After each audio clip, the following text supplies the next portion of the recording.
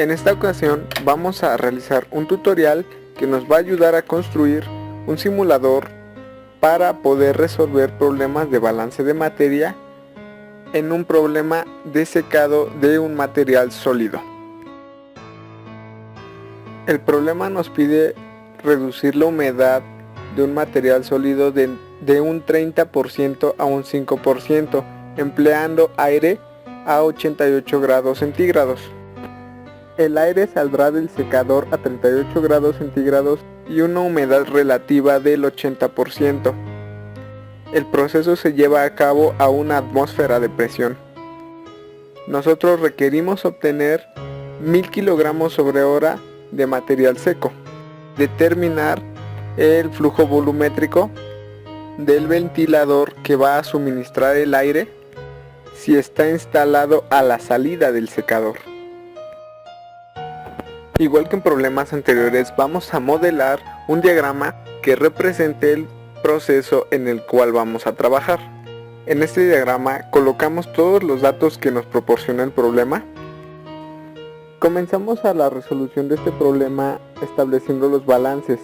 En particular, en este problema no nos pide determinar los flujos másicos de las corrientes de entrada y de salida, pero para nosotros poderlo programar en un simulador en Excel, las vamos a determinar. Nos damos cuenta que en el balance por componentes para los sólidos podemos encontrar el flujo 1 de forma muy sencilla. Si recordamos el diagrama del problema, observamos que tenemos la entrada de nuestro material sólido cargado con humedad y la salida del material con su humedad reducida, pero también tenemos la entrada y salida del aire. Debido a esto tenemos que hacer también un balance para las corrientes gaseosas, para las cuales vamos a emplear las siguientes ecuaciones con estas nuevas variables, con las cuales vamos a determinar la masa de aire seco y la humedad en la corriente.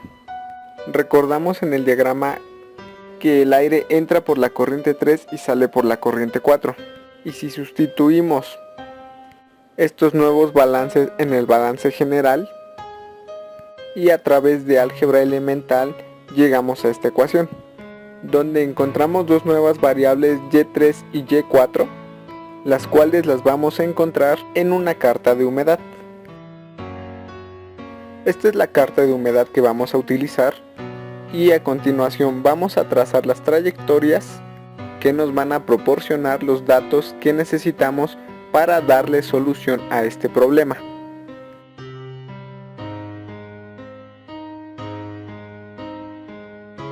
En el eje de abscisas tenemos marcadas las temperaturas en grados Celsius. Nos posicionamos a una temperatura de 38 grados Celsius y trazamos una línea vertical hasta tocar la curva del volumen saturado. Primero, cuando intersectamos la curva del 80% de humedad, que es la humedad con la que va a salir el aire del secador, bajamos sobre la línea de humedad adiabática hasta la temperatura de 88 grados e intersectamos la trayectoria con el eje de ordenadas del lado derecho. Leemos que nos da el valor de y3.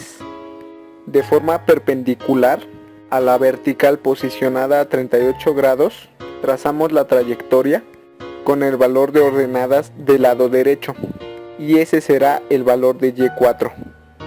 Ahora, cuando nuestra vertical de color negro intersecta con la curva de saturación, trazamos nuestra trayectoria para encontrar la humedad de saturación, que sería el valor de ys. Cuando nuestra vertical de color negro se intersecta con la curva de volumen de aire seco, trazamos la trayectoria hasta el eje de ordenadas del lado izquierdo y leemos el valor. El último punto donde intersecta nuestra vertical es el volumen de saturación. Trazamos nuestra perpendicular y leemos el valor que nos da la carta. Es evidente que obtuvimos datos adicionales, pero estos datos serán necesarios más adelante para poder dar solución al problema. Primero que nada, comenzamos sustituyendo los datos que requerimos en un principio para poder obtener la masa de aire seco. Y casi de forma simultánea podemos obtener los valores del flujo 3 y del flujo 4.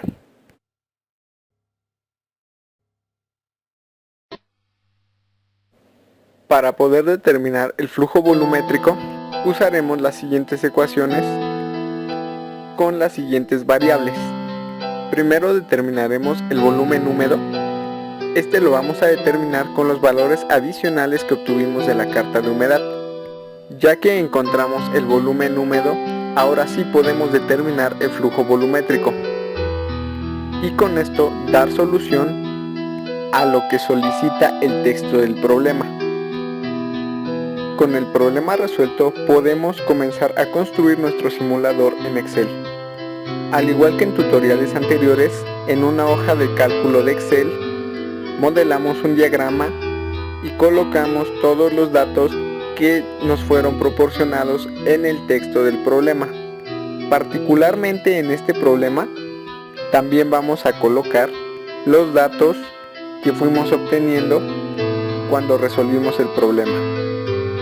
Dependiendo de cómo estructuremos el diagrama del problema, serán las celdas que se van a programar. En este caso, en la celda B12, con la siguiente ecuación, voy a programar el valor del primer flujo. En la celda N6, voy a programar el flujo del aire de entrada. Y para la celda B4, con esta ecuación, voy a programar el flujo de salida de aire. Para poder controlar mi simulador, voy a construir una tabla en la cual voy a colocar todos los datos que me fueron proporcionados en el problema y programo las celdas tal como se muestra en pantalla, y de esta manera podré manipular este simulador a través de la tabla. Si comienzo a variar los flujos en la tabla, me doy cuenta que el simulador funciona de manera satisfactoria, y con esto puedo dar por terminado el tutorial. Agradezco la atención prestada, y si te gustó el video, puedes suscribirte al canal. Gracias, hasta la próxima.